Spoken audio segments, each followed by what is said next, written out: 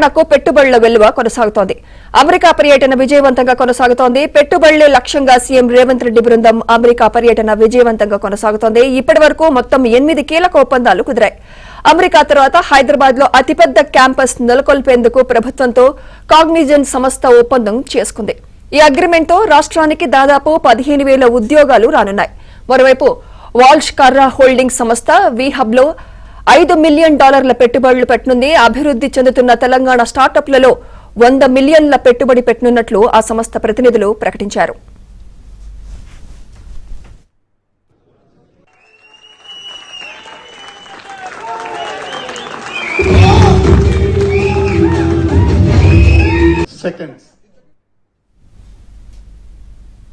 ఇక ఆర్సీసీఎం దాదాపు 500 high and tech ఉద్యోగాల కల్పనకు తెలంగాణ సర్కారుతో ఒప్పందం చేసుకుంది.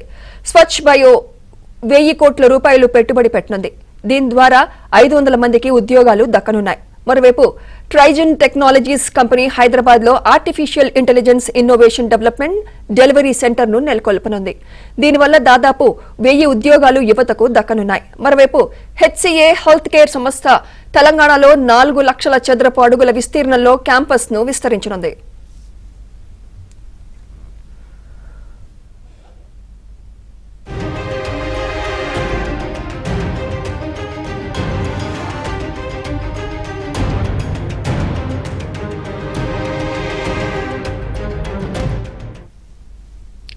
మరోవైపు కార్నింగ్ గ్లాస్ ట్యూబింగ్ ఫెసిలిటీ కేంద్రంలో 2025లో వాణిజ్య ఉత్పత్తి ప్రారంభం కానుంది. తెలంగాణ ప్రభుత్వం చేపడుతున్న ప్రతిష్టాత్మక ప్రాజెక్టుల్లో భాగస్వామ్యం, సహకారం అందిస్తామని వరల్డ్ బ్యాంక్ ముందుకొచ్చింది. ఇక వివెంట్ ఫార్మా సంస్థ తెలంగాణలో 400 కోట్ల పెట్టుబడి పెట్టనుంది. ఈ కంపెనీ ద్వారా 1000 మందికి ఉద్యోగాలు దక్కనున్నాయి. హైదరాబాద్ లో తమ మొదటి టెక్నాలజీ డెవలప్మెంట్ సెంటర్ ను చార్ల్స్ స్క్వాబ్ సంస్థ నెలకొల్పేందుకు తెలంగాణ ప్రభుత్వంతో ఒప్పందం కుదుర్చుకుంది. ఇంకొన్ని రోజుల పాటు సాగనున్న అమెరికా టూర్లో రేవంత్ బృందం మరిన్ని ఒప్పందాలు కుదుర్చుకునే దిశగా అడుగులు వేస్తోంది.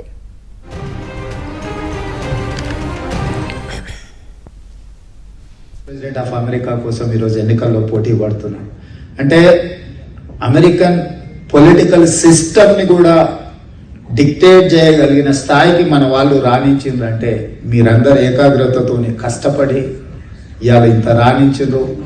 ఇవాళ ఉదయం అనుకుంటే సాయంత్రానికి 100 మంది ఇక్కడ మీరందరూ వచ్చి మమ్మల్ని స్వాగతం పలికే స్థాయికి ఈ ప్రాంతంలో రాణించారు. నేను లాస్ట్ టైం వచ్చినప్పుడు కూడా ఒక మాట చెప్పాను. కొంతమంది ఫ్రెండ్స్ మేము భూములు కొనుక్కున్నాం చూపిస్తాను రండి అని.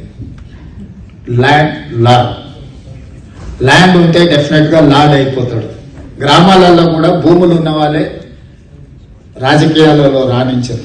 అమెరికాలో ఎప్పుడైతే మన వాళ్ళు భూములు కొనడం మొదలుపెట్టినరో, నేను లాస్ట్ టైం వచ్చినప్పుడు వేదిక మీద నుంచి చెప్పాను, ఎప్పుడైతే మీరు భూములు కొనడం మొదలుపెట్టినరో, భూమి ఎప్పుడైతే వస్తుందో ఆధిపత్యం చెలాయించాలన్న ఆలోచన వస్తుంది.